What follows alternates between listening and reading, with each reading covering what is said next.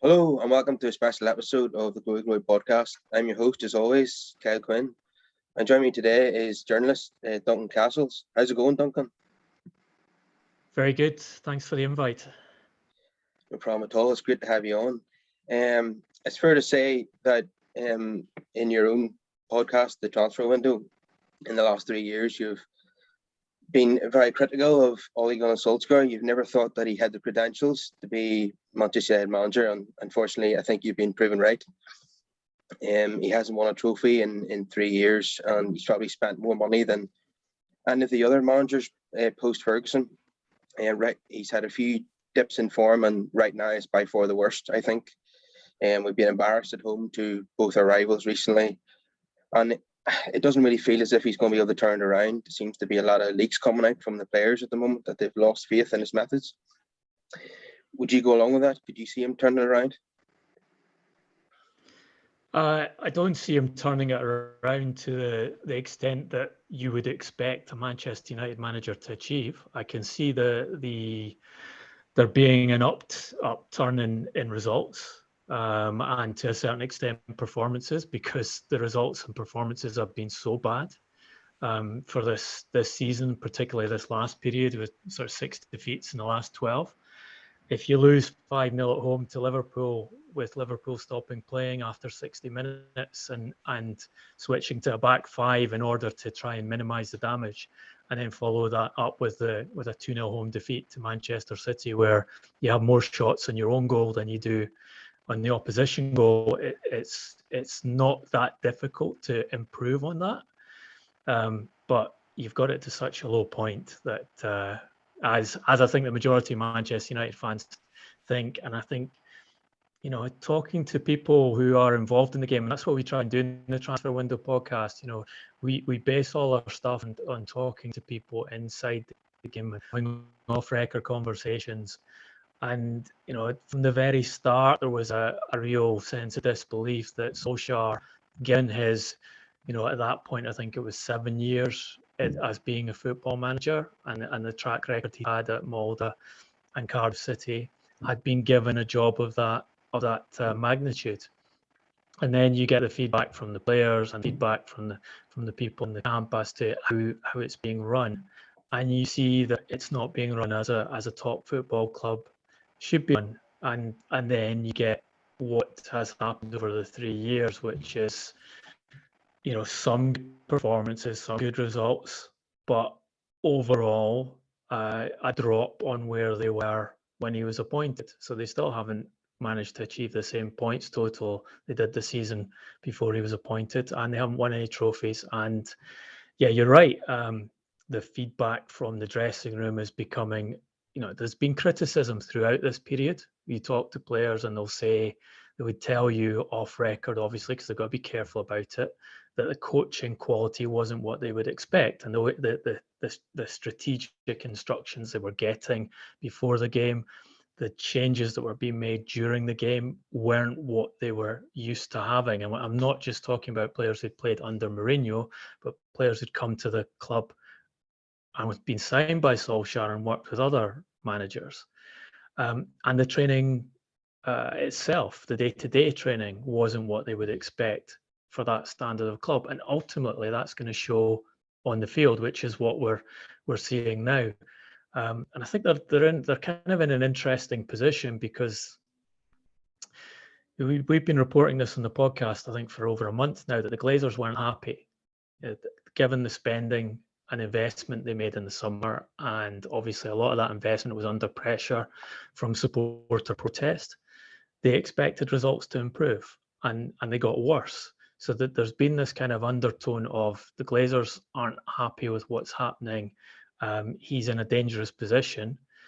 And then you get these two horrendous results where you get the support swinging against them, and even some of his supporters, ex teammates in the media, swinging against him. I think it was important when Rio Ferdinand actually said for the first time that a change of management was something that might be good for Manchester United, because I'm pretty sure he's saying that with a degree of knowledge that the Glazers were pushing and that they were looking for other managers. but they haven't actually changed yet. They've asked questions. They're doing the groundwork on replacements, but they're waiting until they have the right man who they feel is the right man secured and ready to come in before they actually go through the process of dismissing Solskjaer. Players are aware of that. It's a difficult circumstance for Solskjaer to have to manage in, because he's getting no firm assurances from the club that he's in position long term. But he has to carry on with the job until a decision, a final decision, and a replacement is secured. Yeah, I have to say I'm very surprised. We've reached the end of the international break, and I thought this was a great opportunity to dismiss Solskjaer and bring in a new man, but clearly that has not happened. He's getting a longer stay of execution. Possibly I could see United beating Watford, and then he's staying for Real and Chelsea. I can see us being humiliated against Chelsea again, and then possibly losing at home to Arsenal. Do you think that would be enough to bring about the change? I don't think it's about results and performances, and I think stay of execution is a good phrase. I think the longer the stay of execution goes on, the longer the chance is that he does get one of the good results against a strong team. For example, at Chelsea, and you've got to remember the quality of the squad he's working with is such that they are capable of beating any team if the chips fall the right way on the day. He's gone back to the defensive setup. Obviously, the back five was a very bad idea against Manchester City, but the principle of we're going to sit in and counter-attack and use our pace and the ability of players like Bruno Fernandes and Paul Pogba to create chances, that basic system will get you results every so often against the top teams. And kind of the pattern of his tenure in charge has been, oh wow, look, he's beaten Paris Saint-Germain. Oh wow, he's beaten Manchester City in a one-off game. Therefore, he's good enough to compete with the best, rather than the analysis being, are you able to deliver enough results over the course of the season to win trophies and to be properly competitive for the Premier League and to be properly competitive in the Champions League, which is what the analysis should be. I don't think that part has changed, and that they're still capable of doing it. In fact, he's got better. This is the strongest squad he's had. Certainly the strongest squad in the post-Sir Alex Ferguson era. I think there's even an argument it could be the strongest squad, although there's an issue with central midfield that Manchester United have had. That there's a great deal of quality. There's a great deal of investment in the players, so they are capable of getting results in individual games off their own back. But that's the thing; it's off their own back. And that's the complaint that's coming from the players. Again, this is an off-record conversation, but someone speaking to one of the top players at Manchester United in the wake of one of those recent defeats, and talking to him about what was going on at the club and the coaching and the direction in that game. The reply of the player was, "I don't have a coach." That's the feeling of one of the top players at Manchester United. There isn't a manager effectively in charge of them. They're doing it for themselves. And I think you watch the way that Manchester United have played and it's more than this season, for 18 months. It has come down to a lot of, let's put a lot of talented players on the pitch and allow them to come up with solutions, and it works from time to time. It works, and I think Solskjaer bridles against that individual brilliance criticism, but what you see on the pitch and what's going on in the training ground and what's going on in the dressing room actually fits with that. Yeah, I mean, the away game against Atalanta is an absolute prime example of how individual brilliance, got United out of a hole. I mean, United were terrible on the night, but Ronaldo got 2 goals in stoppage time in both halves, to get the draw, and that's going to be crucial, because United only really need to beat young boys at home now to qualify for the knockout stages. So coming on to Solskjaer's potential replacements, you've talked about Zidane yourself on your own podcast. United have been in discussions with him. My feeling is that United won't get that over the line. It doesn't seem as if Zidane really wants it, and his wife certainly doesn't want it. The more I think the more realistic option is Brendan Rodgers for me. Would you agree? Well, what's happened is they had conversations with Antonio Conte, and there were preliminary conversations. And Conte, at that period, was contacting his team of assistants and telling them, look, there's a possibility we're going to be moving, get yourself ready. Manchester United is a possibility for us. And then it went quiet. And Conte's people were trying to work out whether Manchester United were trying to send a signal to the market that they were going to be hard to play with in terms of negotiations. But as it turned out, they didn't come back and talk to him as he was expecting them to progress it. Got the offer from Tottenham Hotspur, and I think surprised a lot of people by taking that offer. And something I wasn't aware of until after he'd accepted was he had a family reason for doing that, in that his daughter, Vittoria, I think it's quite funny, Antonio Conte names his daughter after the word win, but she wanted, and the mother wanted her education to continue again in England, and that was one of the attractions of moving back to the Premier League. So Tottenham managed to secure top quality candidate there. People within Manchester United had reservations about Conte, and I completely understand that. He's an extremely demanding manager. He has caused problems at pretty much all the clubs he's gone to, but he's also delivered results. So I understand where they were on that. Zidane, the initial briefing from his side was not interested in the Premier League, not interested in going back to work at the moment. Manchester United persisted with that. They've played on the fact that they have a couple of players in the squad who have very good relationships with Zidane, obviously a long history of playing for him, and used that in order to try and tempt him into coming. And the conversations have gone on, and briefing I had at the beginning of this week was that Zidane actually is interested. He does quite like the idea of going to Manchester United, but his wife not keen on moving to England, particularly not keen on moving to Manchester. So it seems that is, well, they clearly haven't persuaded him, because if they had persuaded him, he'd be in charge now. There's a brief that's come out via the German media that he has told them, wait until the summer. I want to continue my sabbatical.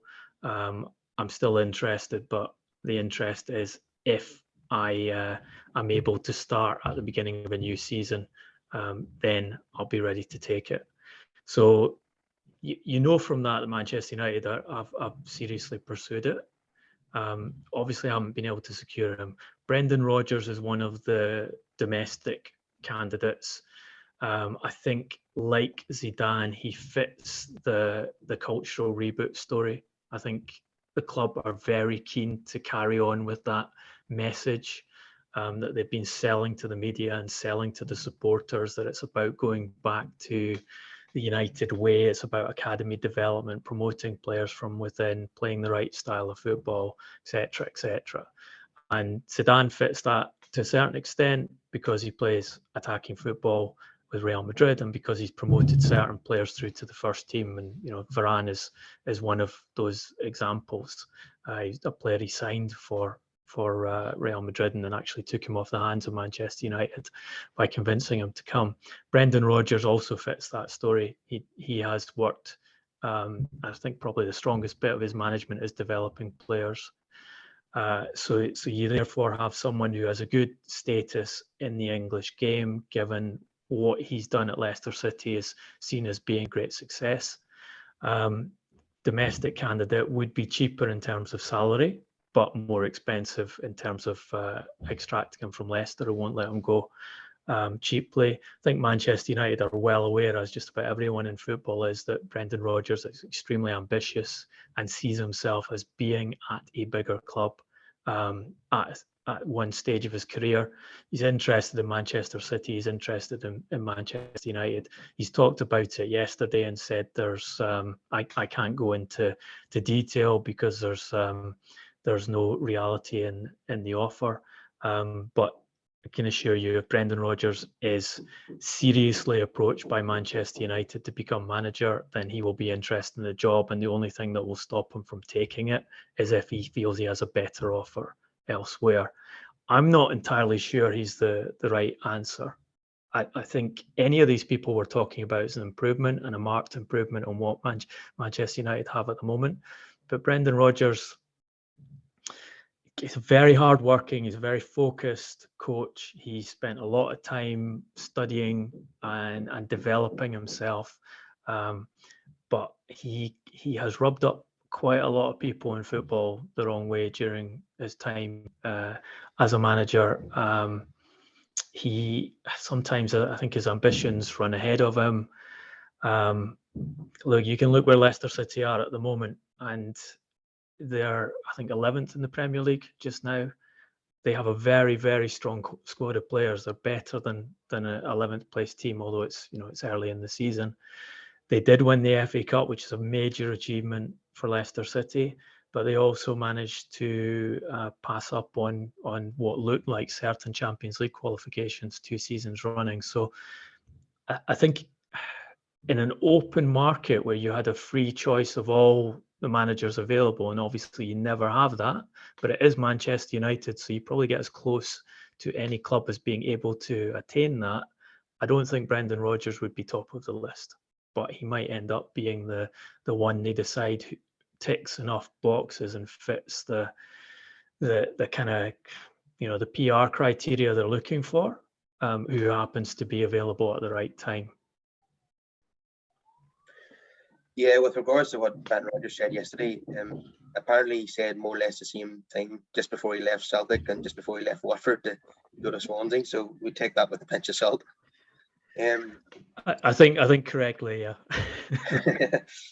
So what about the other candidate that's been talked about, Erik ten Hag? Is he someone that Manchester United are considering? Seems doubtful that he would leave Ajax, in mid-season, especially considering how well they're playing at the moment. I think Ten Hag's also interesting because his success at Ajax has been such that he's very, very high on the list whenever any of these big clubs are talked about and looking for new managers. Newcastle United were interested in him and asked some questions. Guidance I had from someone close to Ten Hag at the time was no chance would he take that job. He said Ten Hag is very loyal and he did not see him leaving Ajax mid-season. And also another interesting thing is that Ten Hag comes from a very affluent family.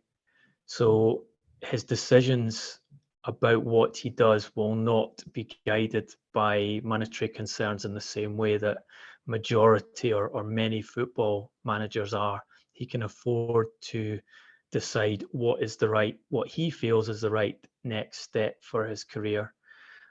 He's very attracted to German football. He's been talked about as a potential Bayern Munich manager a few times, and again, guidance from someone close to him has always been when these jobs come up is more likely he moves to German football than moves to English football. Look, I think it would be a fascinating appointment because clearly what he's done with Ajax is delivered excellent results. The football they play is really good to watch. It's technical. It is it's high quality football. So he ticks boxes for what most clubs are looking for in coaches these days. But I think when you're looking at someone who's done well at Ajax, you've got to say he is working with great resources for the league he's in. Ajax's development of players is probably the best in Europe. You can go through a list of players that they've developed and pushed into Premier League and other leagues, and consistently over the years, they are great at not only developing from their own academy, but signing players quite often from Scandinavian countries, from South America, Morocco, taking those players, bringing them in at an early age and developing them through their style of football and then selling them on for a lot of money afterwards. So he's working with really good resources and really good resources that are tailored to the type of football he wants to play. So the whole Ajax thing is we recruit players of this type to fit the kind of football we want, with the perspective that we'll sell them for a big profit to fund to get the next group in. It's a really smooth operating system. It's the kind of thing that Manchester United sort of pretend and talk about wanting to have without, I think, actually effectively developing it in recent years. But it is really well implemented. So I think with Ten Hag, you have to have that caveat of we've only really seen him do it at a club where the resources are very well attuned to what he wants to do. There's going to be a risk when you take him to another league and another environment, and whether that translates as effectively as you'd expect it to translate. Okay. In the 8.5 years since Alex Ferguson retired, Man United have won 3 trophies: an FA Cup, a League Cup, and a Europa League. No Premier Leagues or Champions Leagues. And the common denominator here is the Glazers and Ed Woodward and Richard Arnold. Yeah, they're quite. They get rid of managers, when things aren't going well eventually. But surely Ed Woodward's position should be under threat. I know he's very important to the commercial side of things, but surely it has to be accepted among themselves that they're not doing a good job in terms of the football team. It's clear, and I think you guys, I've heard some of your analysis on your podcast about the Glazers, and I think you know how it works. It's a money-making exercise for the Glazers. Football is secondary. Football is something that is used to make the money through the ownership of Manchester United. They take X millions out each year from Manchester United, and they will take, when they eventually decide to sell it, they will take billions of pounds out of Manchester United. Ed Woodward has his job because he was one of the individuals who helped them buy the club, and then became the person who was in charge of the commercial development, which was successful, and was therefore promoted to chief executive when they had the ability to change the chief executive of their choice. The next chief executive will be Richard Arnold. Whether he is given the title of chief executive, there's a little bit of debate about. We had some information on the podcast that the Glazers were looking at potentially hiring someone who could take on the title of chief executive and be more supporter and media facing, be a voice for the club. But Richard Arnold would remain in the background as the de facto chief executive when Ed Woodward eventually steps down, as he's promised to. Richard Arnold's the same cadre as Ed Woodward. One of the remarkable things about Manchester United is when you look at the main board of the club, the business board of the club, there is no one on that board who has ever been a director of a football club before they were appointed director of Manchester United. And a lot of Manchester United's problems stem from that. These guys are primarily interested in making money. A lot of them have been learning on the job when it comes to actually managing a football club. And you see that with Woodward's decisions and mistakes down the years. And ultimately you get what you've identified, which is 8.5 years, 3 trophies. Best they've achieved in the Premier League is second place. They've actually been out of the Champions League for a number of those years. And I think the best they've achieved in the Champions League post-Ferguson is a quarter-final. It's a remarkable record of failure given the resource they have. But everything at the club stems from that Glazer ownership and an executive tier who, quite frankly, aren't fit for purpose. But I don't see that changing. Again, something, look at a few months ago, a friend of mine in football asked me whether I could put him in contact with the Glazers because he was interested in one of the jobs that high level jobs that was open at Manchester United, not a coaching job, but a football facing job. And it's like, well, I don't speak to any of the Glazers, and I don't know any of the any journalists who do.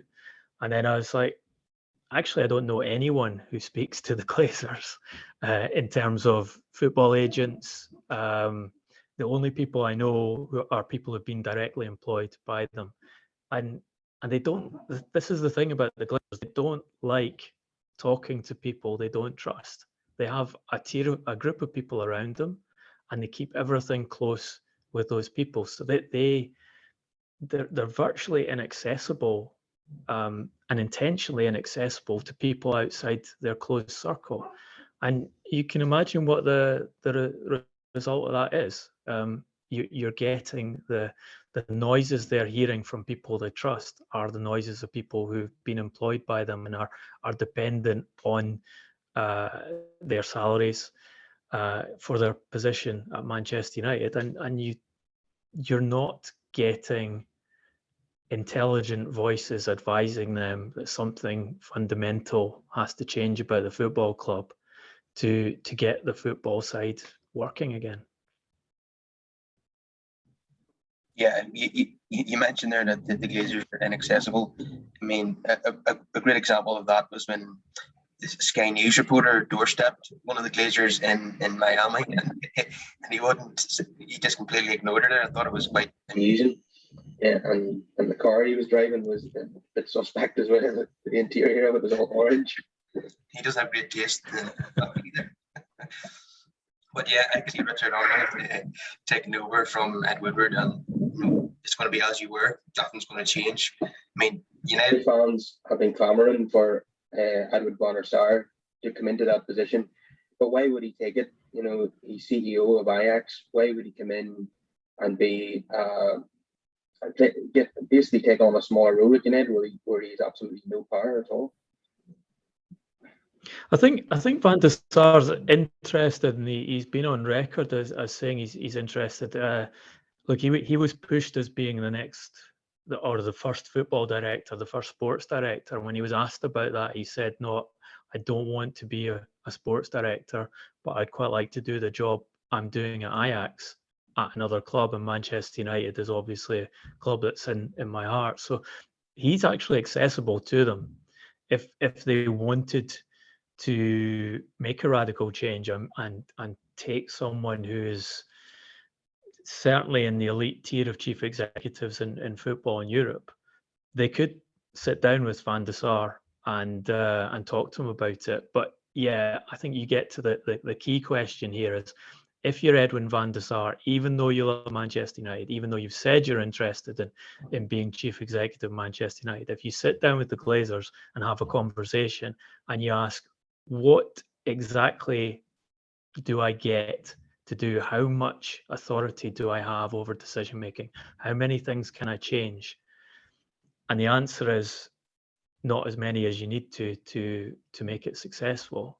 Then quite possibly Edwin van der Sar says, "Thank you, but this isn't the right setup for me." And I know people who have looked at the sports director role at Manchester United and very interested in doing it and aware of the problems and the changes and have good ideas about how they would like to reorganize and use the massive financial resource to get better results in the football field. But they're always, if I was to take that role, I would need to have the authority to fundamentally change things. I don't just want to be a face for the club. I don't just want to be an excuse for the owners, and that I think is the difficult element here. Consistently, the Glazers haven't wanted to cede control, and actually their degree of control over fine detail of spending at Manchester United is incredible. A story was told to me about when Mourinho took over at the club, and he wanted to make some changes to the training ground. Things as simple as changing the desk in his office, and he wasn't able to do that until it was signed off by the Glazers as a allowable expenditure. So that shows you the attention that they are spending to the bottom line, but not to the fundamental aspect of, or what should be the fundamental aspect of a football club, which is performance on the field. Yeah, we've seen Liverpool with their American owners. They're similar to the Glazers in that respect, but they've appointed the right people in terms of the football side of the club, like Michael Edwards, being one of them, and his successor is going to be the deputy director of football, isn't he? So they've even got a proper succession plan in place there. But United, there's none of that happens. They don't have football people making football decisions.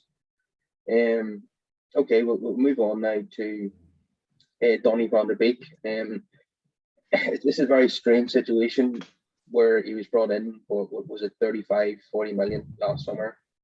And he's barely been given a chance by Solskjaer. There's been conflicting reports as to whether was he a Solskjaer signing or was he a board signing. But it seems as if he's going to want to leave in January if he's not going to be given any more opportunities. And quite rightly so. I would rather see him stay. I'm hoping that a new coach will come in and he'll be given an opportunity, because it doesn't seem like Solskjaer is going to give him one. So what I really want to ask you is, was he a Solskjaer signing? And why do you think that Solskjaer has not given him any opportunities? Look, I think depends what you mean by a Solskjaer signing. Was he a player that Ole Gunnar Solskjaer went to the transfer committee and said, "This is my first choice, absolute preference in this market. I want to sign this player"? No, he wasn't. Is he a player that became available to Manchester United because Real Madrid didn't have the money to do a deal, and was Solskjaer on board with signing him? Absolutely, he was. None of the players Manchester United have signed under Solskjaer have been signed without his approval. It's like Cristiano Ronaldo in a sense, in that Cristiano Ronaldo deal was properly presented to Manchester United 2 weeks before the end of the window. The proposal had been put to them for a long period. Do you want to take him from Juventus? And United had said, we're interested, but they hadn't actually actioned it. But Sir Alex Ferguson got involved, and it got to a point where he was going to go to Manchester City. They had to make a decision. The decision was made to make him a matching offer, and he decided to come to Manchester United instead. Did Solskjaer drive that? No, he didn't. But when Solskjaer was offered the opportunity to take him, I think you see from what he said publicly about it, how excited he was about having another quality player added to his squad. I think you look at what Solskjaer said at the start of the season about wanting the biggest squad possible, because he felt that last season performances trailed off as players got tired towards the end of the season. He's talked about this, and he said he wanted a bigger squad this season to avoid that problem. I think that's backfired for him, because he's now got a 30-man senior squad, and you get all the problems that come with having too many senior players if you don't rotate them properly, which he hasn't done. And Donny van de Beek's one example of that. Erik Bailly's another example. But the Jesse Lingard, Juan Mata, there are a number of players who are not getting enough playing time. But Solskjaer's stance had been, the more ammunition you can give me, the better. The more quality players I have in my squad, the better. I don't think he's really thought that through, and I think he's suffering for it because of it. But for sure, Van de Beek is suffering. There was an element at the time when they did that deal that they didn't know what was going to happen with Paul Pogba. So they felt that Pogba might end up leaving that summer, and then Van de Beek's pretty natural replacement for Pogba. Obviously, that didn't happen. Solskjaer used him.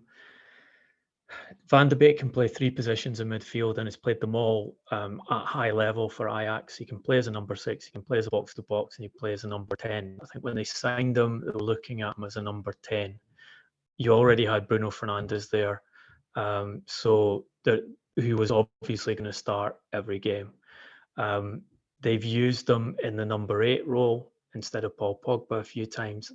I think they probably put him out at number 6 once, maybe twice. I don't think he's even had a full 90 minutes in that system. But there you have the issue of Solskjaer feeling that to protect his defence, because he plays so many free players in attack. So you've got Mason Greenwood, who doesn't run back.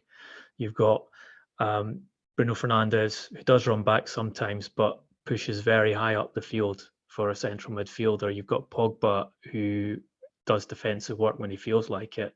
So having that group of players up front, he feels he needs 2 very mobile holding midfielders in his back 6, as he calls it. And I can see the argument for that. I know Fred and McTominay are not popular at all with the supporters, but in terms of the job they do in the system he's trying to build, I can see why he prefers those guys. And he does. He's absolutely wedded to playing them, which means Van de Beek doesn't get opportunities there. Van de Beek last season, I kept asking people who know Van de Beek well, is he going to push for a move? What's his stance on it? And the feedback I got was he's not happy.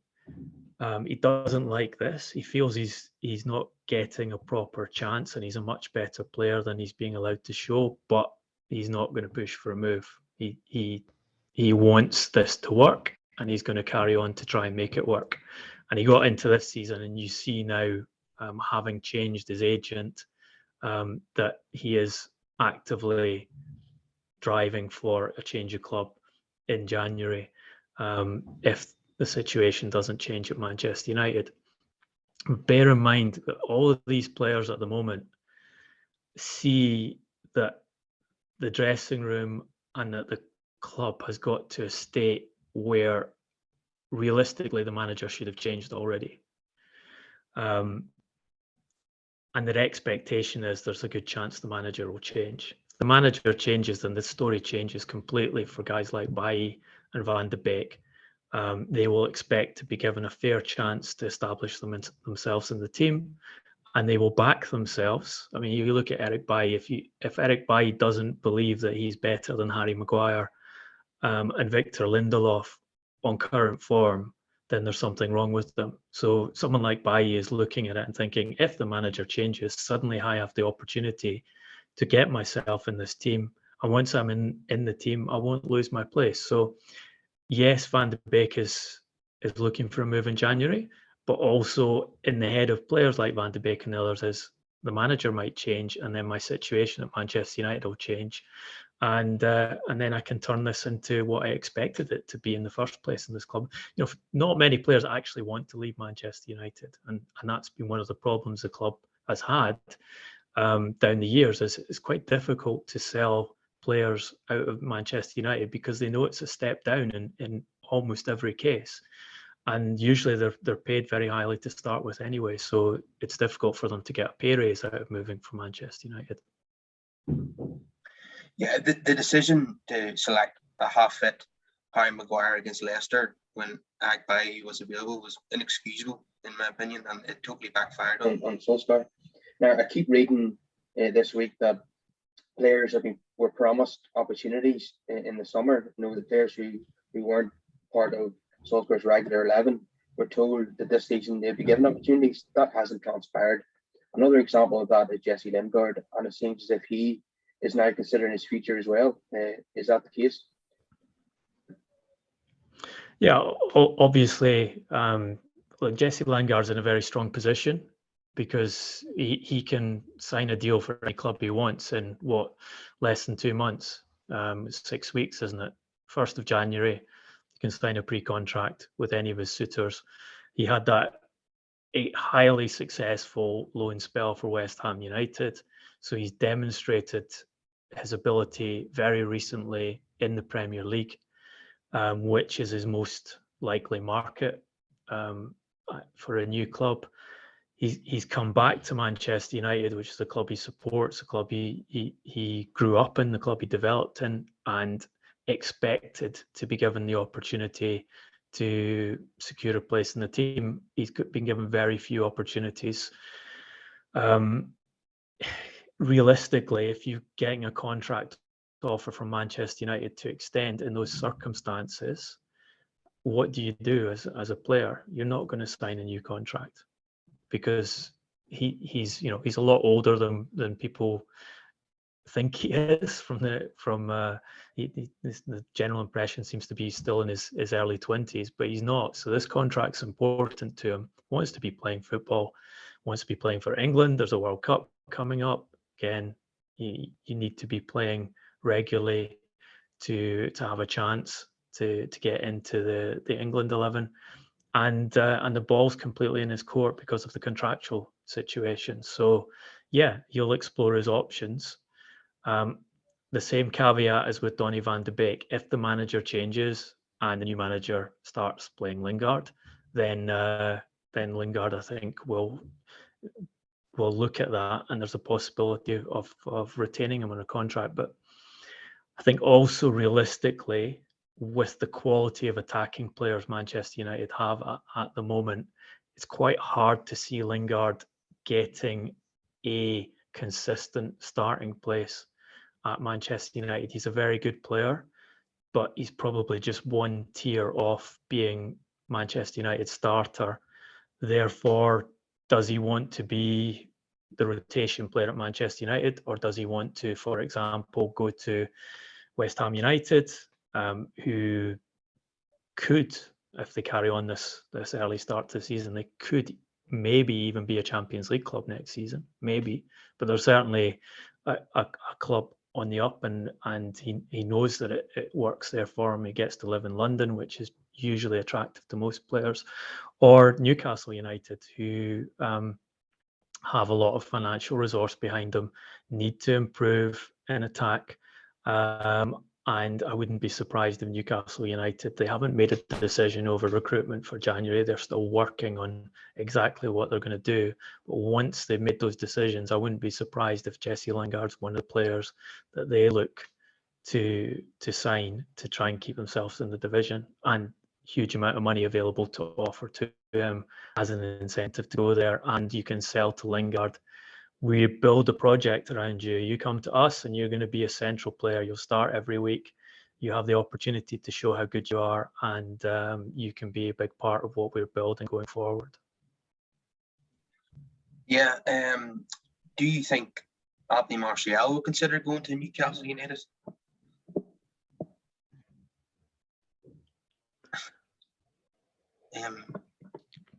Very good question. Very good question. That I think you have pinpointed a player who would be attractive to Newcastle United and who doesn't have playing time at Manchester United. He's wants to get back into French national squad, World Cup coming up.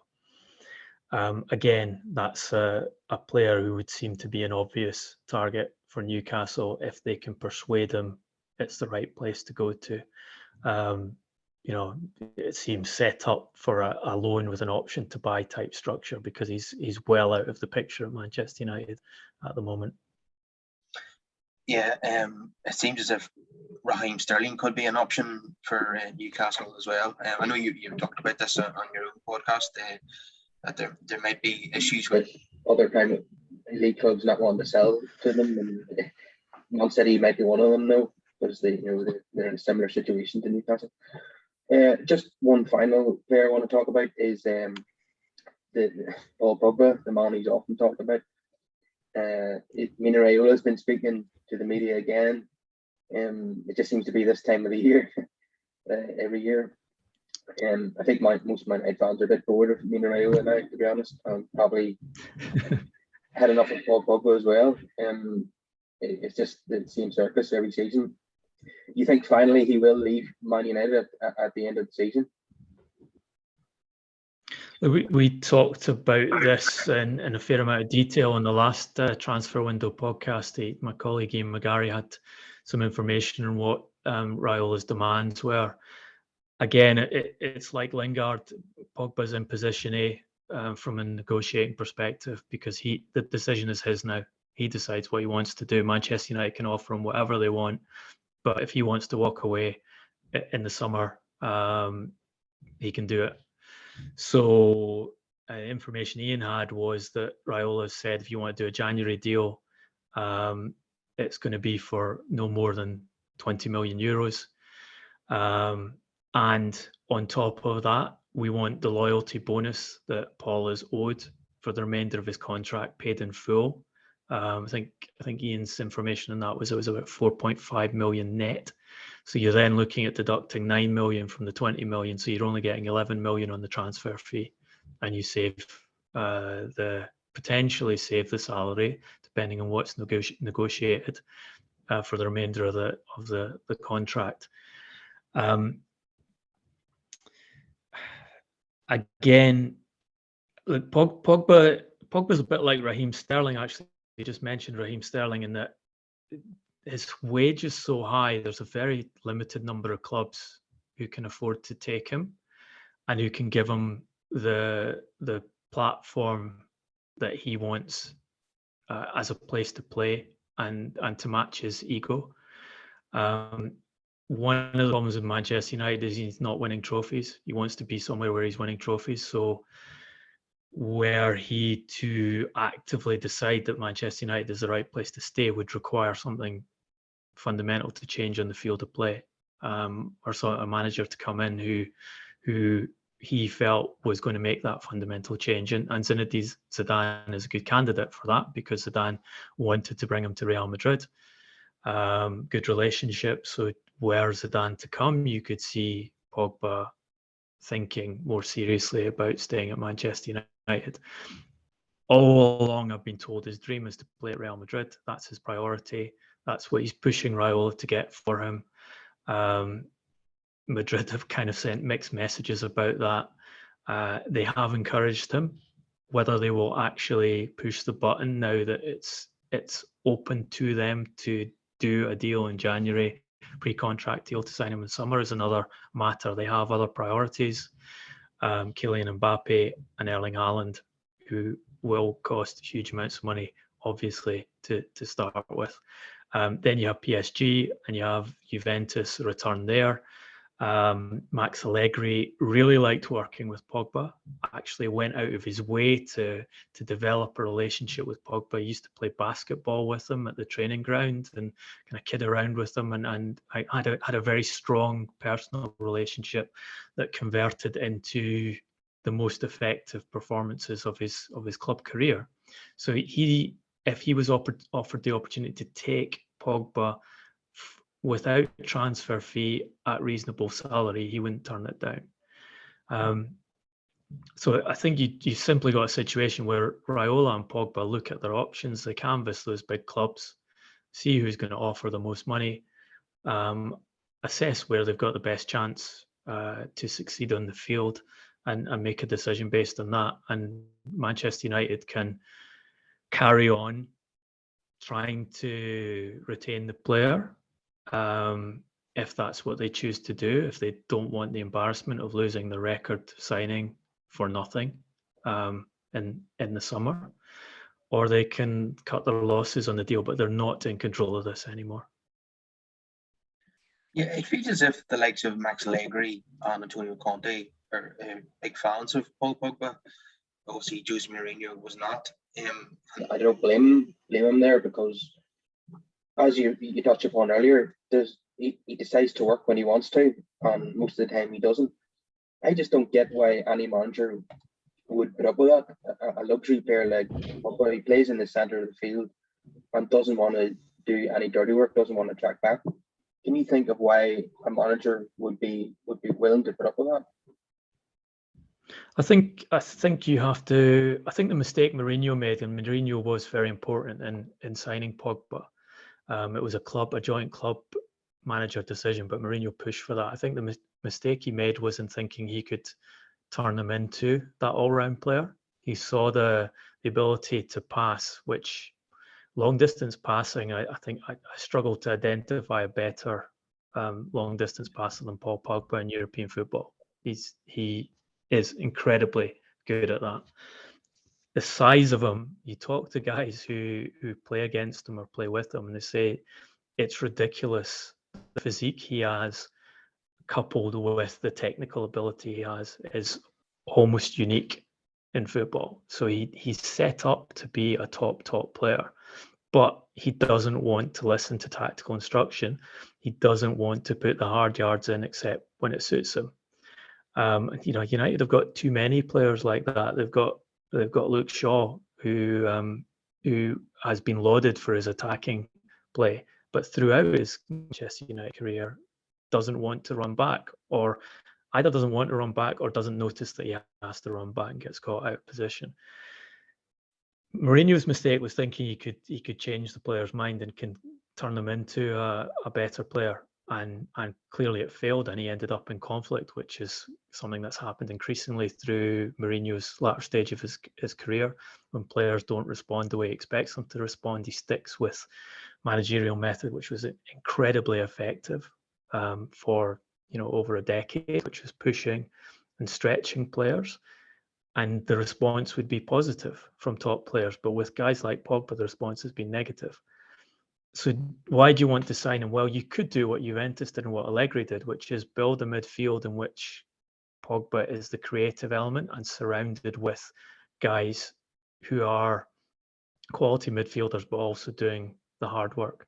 So you know, ironically, in Solskjaer's system that was working for part of the time last season, you could put Pogba in the Bruno Fernandes role, and I think he'd be a pretty good fit to that. If you're not expecting him to, if he doesn't have to run back and do lots of defensive work, then I think he would work quite well.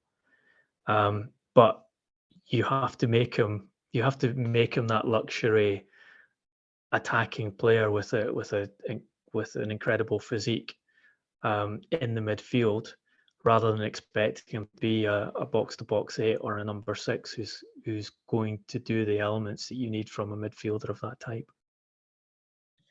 Yeah, there's no doubt he's absolutely fantastic on his day. He's just not consistent enough, and he hasn't been in Man Utd shirt in the last 5 years. So, he just doesn't track back enough. So we won't be disappointed to see him leave.